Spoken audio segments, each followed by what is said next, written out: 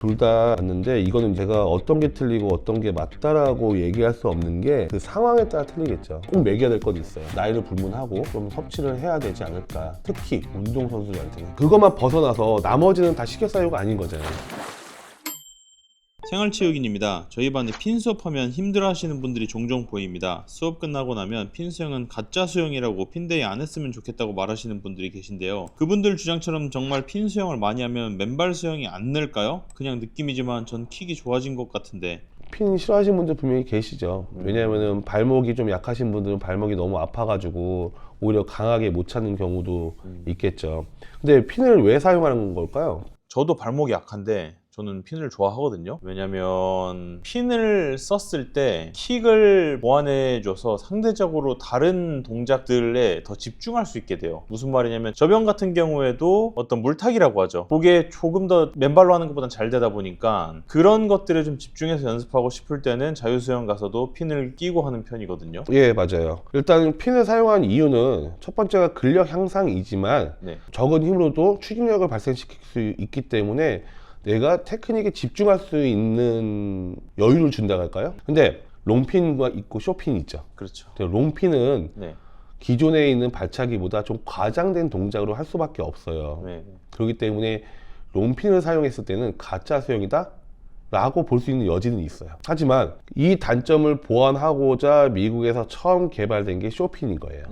그래서 쇼핀을 사용하신다면 가짜 수영이라고는 얘기할 수는 없지만 우리가 장비 얘기하죠. 장비, 특히 오리발을 얘기하는데 코치 교육 이론을 배울 때요, 그 황금 비율이라는 게 있어요. 장비는 하루에 운동량의 50%를 넘지 않는다. 하지만 그래도 핀은 효율적인 도구죠. 핀만 끼면 문제죠. 핀을 끼워서 좋은 테크닉을 구사한 다음에 핀을 빼고 그 느낌을 찾아가야 돼요. 평형 풀이 너무 안 되는데요. 풀 부위를 다리에 끼고 풀만 하는 드릴을 종종 하는데 너무 안 나갑니다. 좋은 방법이 있을까요?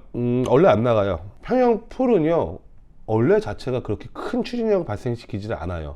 근데 왜 평형 풀이 중요할까요? 혹시 모멘텀 아세요? 그러니까 가속력을 붙여서 추진력을 얻는 게 평형 풀이에요. 근데 평형 풀 자체로 한 번 갖고는 당연히 안 가요. 그리고 또 평형 풀은 손만 생각하면 안 돼요. 네.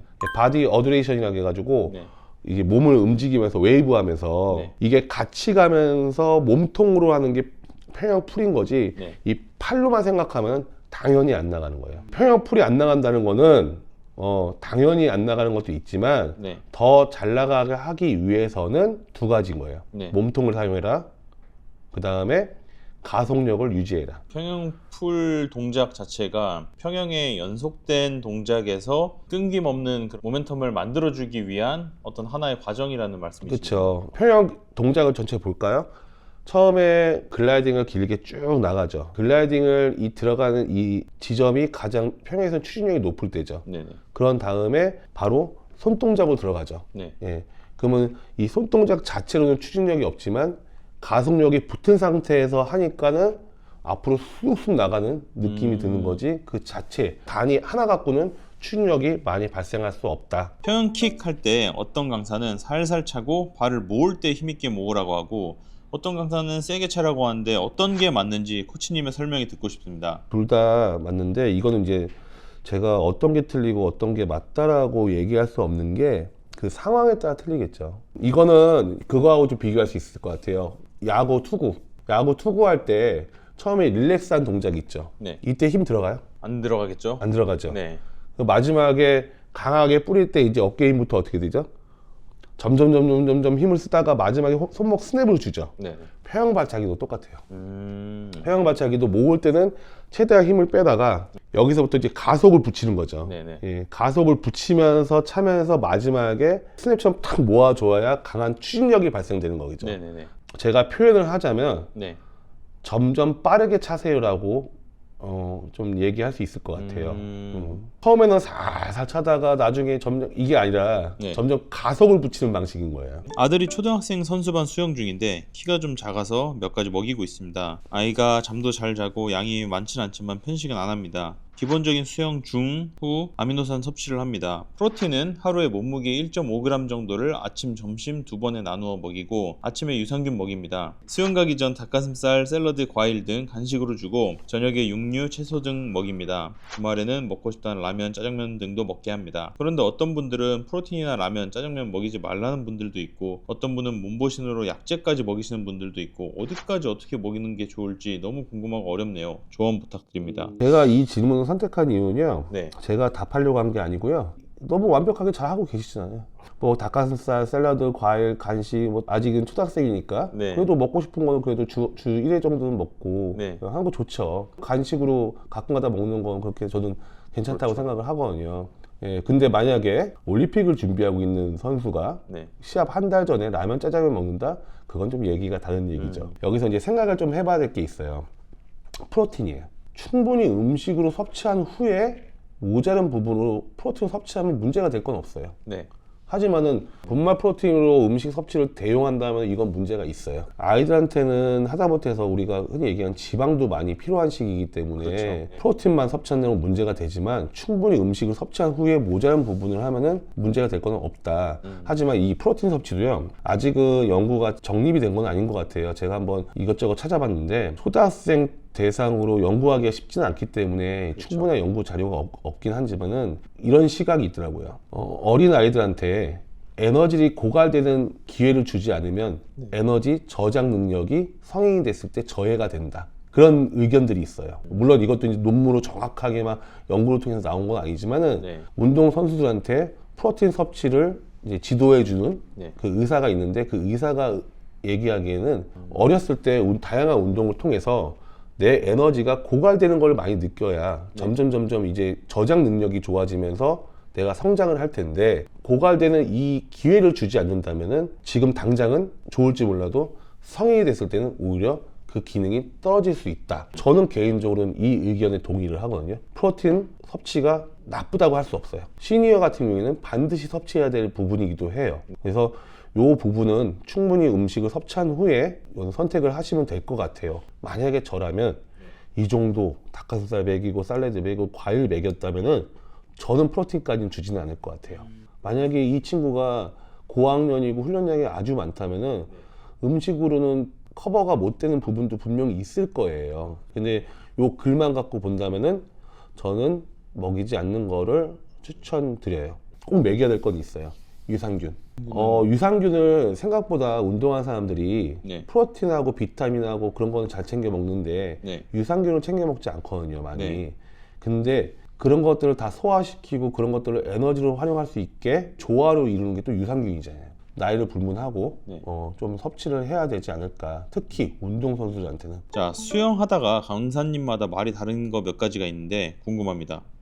첫 번째, 접영할 때 어떤 강사님은 머리를 먼저 집어넣고 팔이 따라오게 하라는 강사님이 있고 어떤 분은 머리는 가만히 두고 팔 넘어갈 때 같이 넘어가라고 하는 강사님이 있으신데 어떤 게 더 나을까요? 두 번째, 평영할 때 물 잡는 동작을 우선적으로 올라오는 데 사용하라는 분이 있고 앞으로 나가는 게 목적이니 잡아당기는 거에 힘을 주라고 하는데 어떤 거에 맞춰야 하는지 궁금합니다. 첫 번째 질문은 왜 접영할 때 머리를 이용할까요? 본인의 하중을 이동시키려고? 그렇죠. 네. 머리가 빠르게 리드를 해서 네. 몸통이 같이 쫓아오게 해가지고 네. 결국에는 이제 좋은 웨이브, 네. 좋은 체중 이동을 시키려고 하는 거잖아요. 네. 근데 가끔 보면 선수들은 네. 머리를 그렇게까지 빠르게 이동시키지 않죠. 가슴 자체로만 충분히 웨이브를 줄 수 있기 때문에 네. 굳이 머리가 리드하지 않아도 그 목표를 달성할 수 있기 때문에 그렇게 하는 거잖아요. 그러니까 이 두 가지 방식이 어떤 건 맞고 어떤 게 다르다고 얘기할 수는 없죠. 네네네. 근데 아마 거의 대부분, 저도 마찬가지지만 네. 머리를 빨리 넣으라고 얘기를 합니다. 네. 왜 그러냐면은 머리를 빨리 넣게 되면은 좀 더 편안하게 가슴이 눌러지는 그 동작을 취할 수 있기 때문에 머리를 빠르게 넣으려고 하는데 네. 근데 만약에 내가 충분히 할 수 있다면 굳이 머리를 빠르게 넣을 필요는 없겠죠. 네. 근데 접영 200을 기준으로 보면은요, 다는 아니어도 머리가 미세하게 빨라요. 팔보다는. 그러면 접영 50 같은 경우에는 네. 그냥 같이 들어가요. 아, 아니면 늦게 들어가든가. 네네. 그래서 우리가 어떤 폼을 얘기할 때는 네. 단거리냐 장거리에 따라서 조금 구별을 해서 볼 필요는 있지만 네.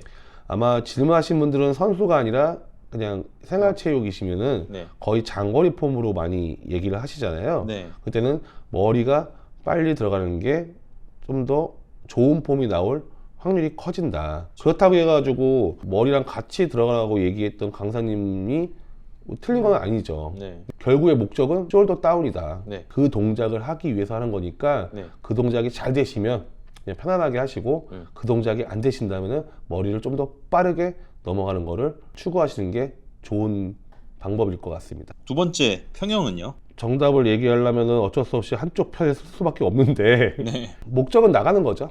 물론 손동작 자체가요 약간 상승 효과는 있어요. 네. 올라오는데 도움을 주기는 하지만 네. 너무 올라오게 되면은 오히려 좀 힘이 분산돼 가지고 추진력이 손실을 봐요. 네. 저항도 커지고 네. 그렇기 때문에 손동작은 올라오는데 목적을 두는 것보다는 나가는데 목적을 두는 게 훨씬 더 효과적이다라고 얘기를 할 수 있을 것 같아요. 네. 결론만 얘기하자면은 올라오는데 사용하지 마세요. 나가는데 사용을 하면은 자연스럽게 상승 효과도 있습니다. 평영에서 돌핀킥을 차는 것을 훈련으로는 하지만 경기 규정에는 어긋나는 것으로 알고 있는데요. 평영 경기에서 어디까지가 돌핀킥으로 간주되는지 알 수 있을까요? 엉덩이 또는 발이 수면 밖으로 나오거나 웨이브를 하는 등의 기준이 있는지 궁금합니다. 입수할 때 반동으로 생기는 웨이브도 어느 정도 인정되는지 알려주세요. 평영에서 이 돌핀킥이 실격의 사유는 맞아요. 돌핀킥 때문에 실격이 되는 이유 중에 한 가지는요. 우리가 평영을 찬 다음에 업킥이라는 게 있거든요. 네. 그럼 업킥이 올라오잖아요. 네. 그럼 다시 내려갈 거 아니에요. 네. 이 내려갈 때 의식적으로 무릎을 굽혀서 차면은 이게 실격의 사유예요. 어려운데요? 네, 그래서 찬 다음에요. 네.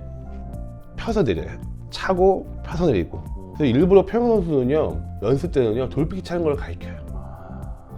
왜? 실격은 이렇게 한다고 실격이 아니라 차고 의식적으로 무릎을 굽혀서 찼을 때 실격인 거지. 네. 그것만 벗어나서 나머지는 다 실격 사유가 아닌 거잖아요. 네. 그러니까 아주 조금이라도 추진력이 도움이 된다면 모든 기술을 다 연습을 하죠. 그리고 웨이브는 실격 사유가 되지는 않아요. 거의 뭐 접영하듯이 하는 게 네. 효과적이다. 네. 예, 얘기를 할 수 있을 것 같아요. 요즘에는 이제 평영이요 돌핀킥을 되게 많이 차거든요.